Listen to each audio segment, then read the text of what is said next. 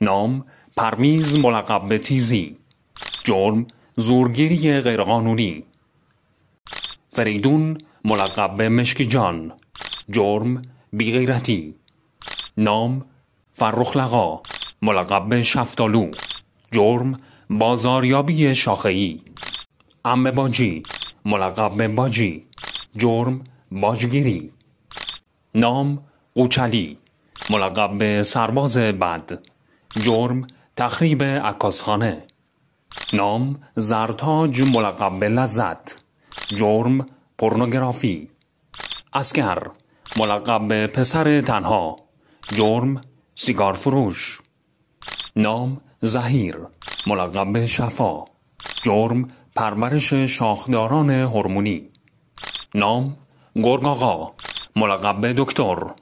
جرم